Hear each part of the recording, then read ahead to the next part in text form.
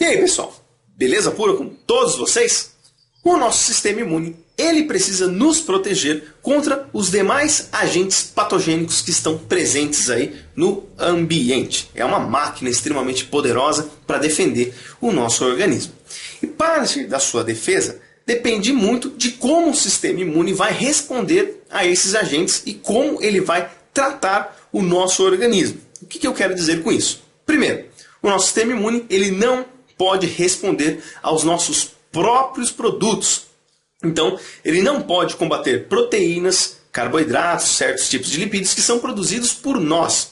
Porque daí nós teríamos doenças que nós chamamos de doenças autoimunes. Então, ele tem que ser autotolerável. E segundo, a resposta imunológica ela não pode ser intensa demais ou fraca demais. Ela tem que ter uma medida exata, uma medida específica para combater determinado agente infeccioso ou determinada inflamação ou infecção que está acontecendo aí no nosso organismo. Bom, por decorrência disso, o sistema imune ele é uma máquina extremamente complexa. Porém, existem ocasiões que pessoas apresentam problemas no desenvolvimento de respostas imunes. Esse desenvolvimento pode ser tanto na produção de agentes que combatam os nossos próprios produtos, ou seja, autoimunidade, ou pode ser também uma resposta imunológica exacerbada demais para uma ocasião na onde a resposta imunológica deveria ser relativamente pequena ou não deveria existir. Neste último caso, nós entramos no quesito das hipersensibilidades. Quando nós falamos de hipersensibilidades, nós estamos falando de respostas imunológicas intensas demais a condições que normalmente não deveriam ocorrer. E existe uma classificação de hipersensibilidades. Atualmente, nós temos 4 classificações para hipersensibilidades, que é a hipersensibilidade do tipo 1, que é mediada pelas IgS, que nós chamamos de crises alérgicas, hipersensibilidade do tipo 2, que é mediada por anticorpos, hipersensibilidade do tipo 3, que é mediada por imunocomplexos, e a hipersensibilidade do tipo 4, que nós chamamos de hipersensibilidade tardia, causada por células de memória. Nessas ocasiões das hipersensibilidades, nós temos respostas imunológicas exacerbadas demais para condições na qual elas não deveriam ser e também resposta contra antígenos próprios. Acontece no quadro das hipersensibilidades, principalmente hipersensibilidade do tipo 3 e do tipo 4.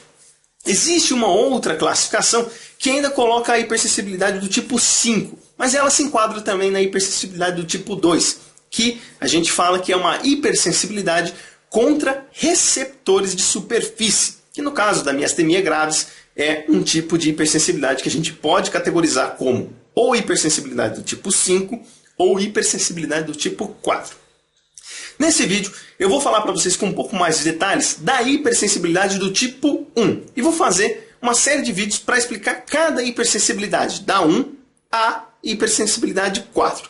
Então vamos ver como é que funciona o mecanismo para descorrer a hipersensibilidade do tipo 1.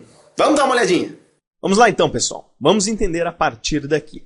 Essa figura do livro do Goltz de imunologia nos explica super bem como acontece a hipersensibilidade do tipo 1, que a gente também chama de hipersensibilidade imediata, pois ela acontece poucos minutos após a exposição ao alérgeno ou antígeno alérgico.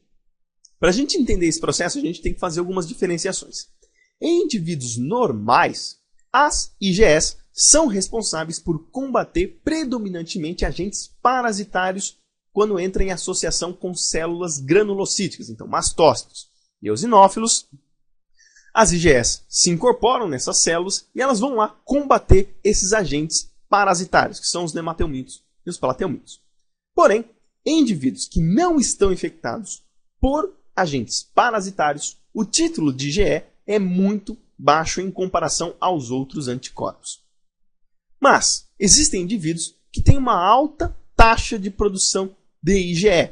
Esses indivíduos são chamados de indivíduos alérgicos ou atópicos. Essa elevada produção de IgE muitas vezes ocasiona no reconhecimento de certos tipos de antígenos que indivíduos normais não responderiam a eles. E aí, respondendo a esse antígeno via IgE, ocorre a crise alérgica. Como é que acontece esse processo? Então vamos pegar um indivíduo que é alérgico E ele possui linfócitos B que têm um elevado título de IgE aqui grudados na sua membrana, que são os receptores de células B, que é o IgE aqui, tá ok? Quando tem o contato com um agente alérgico, as IgEs vão reconhecer esse agente, vão endocitar ele, vão processar e externalizar esse antígeno, esse alérgeno, via MHC-CpH de classe 2. Muito bem.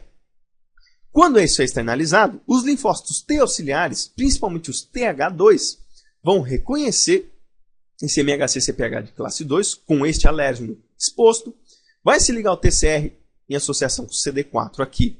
A MHC vai formar esse complexo e vai começar a haver uma sinalização parácrina entre eles. O que vai acontecer? O linfócito T vai começar a secretar interleucina 4 para sinalizar para este linfócito B. A interleucina 4 ela vai promover dois eventos aqui nesses tipos de linfócitos, que é células de memória. Então, contra este agente alérgico, nós criamos uma célula B de memória e também promovemos a diferenciação desse linfócito B para se tornar um plasmócito, que é um linfócito B secretor. Então, ele vai começar a secretar as IgEs que estavam presentes aqui na sua membrana plasmática.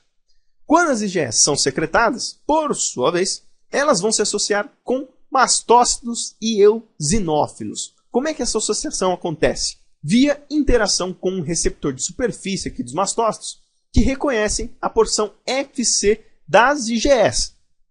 Na cadeia pesada das IgEs, nós temos a cadeia epsilon, e através dessa cadeia epsilon é possível se ligar com esse receptor aqui dos mastócitos. As IgGs e os outros demais anticorpos não se ligam, porque este receptor apenas tem associação de ligação com a cadeia pesada epsilon. E a cadeia pesada epsilon é exclusiva das IgEs. Muito bem. Então aqui ele está preparado nessa condição para degranular caso ocorra exposição ao antígeno. Então vamos supor, ocorreu uma nova exposição a esse antígeno, esse agente alérgico, vai se ligar a essas IgEs, e quando se liga, isso desencadeia um sinal intracelular aqui nos mastócitos para ele degranular os seus grânulos. E aí o que vai acontecer? Vai liberar uma série de componentes aqui na circulação.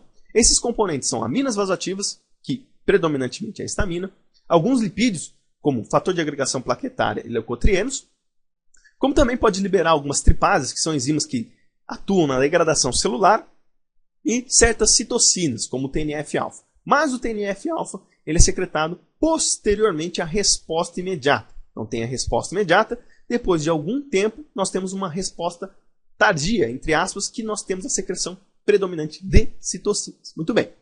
Quando se libera esses agentes na resposta imediata e eles caem na circulação, isso vai causar uma sinalização em vários tecidos. Então, nós temos a sinalização no músculo liso, no endotélio, glândulas, plaquetas, nervos sensitivos e eosinófilos também respondem a esses grânulos. E um aumento da concentração desses produtos promove alguns efeitos indesejáveis, como, por exemplo, pode causar broncoconstrição, casos de asma, pode ter eczema, que é um tipo de inflamação de pele onde nós temos vermelhidão, que é o eritema, com inchaço, edema, por decorrência do aumento da permeabilidade vascular. Em alguns casos, pode-se ter também agregação plaquetária. Então, são coisas observadas quando nós temos alergias locais. Porém, existem quadros alérgicos que são sistêmicos. Esses são relativamente perigosos, dependendo da intensidade na qual o indivíduo é exposto a um agente alérgico. Por exemplo, se a exposição for muito alta e o indivíduo tiver uma alergia sistêmica, ele pode entrar no que nós chamamos de anafilaxia, que é uma resposta alérgica super intensa, causando problemas cardiovasculares, como, por exemplo, queda da pressão, taquicardia e angioedema. E esse angioedema pode levar ao desenvolvimento de edema de glote, onde o indivíduo vai ter o fechamento das vias aéreas e ele pode ter problemas seríssimos para respirar e a óbito por decorrência disso, que nós chamamos também de choque anafilático. Então tem que se tomar muito cuidado em ocasiões na qual se tem a hipersensibilidade do tipo 1 generalizada, porque pode desenvolver anafilaxia. Tá ok? Entenderam, senhores? Bom, é isso aí. No próximo vídeo a gente fala um pouquinho da hipersensibilidade do tipo 2. Até daqui a pouco!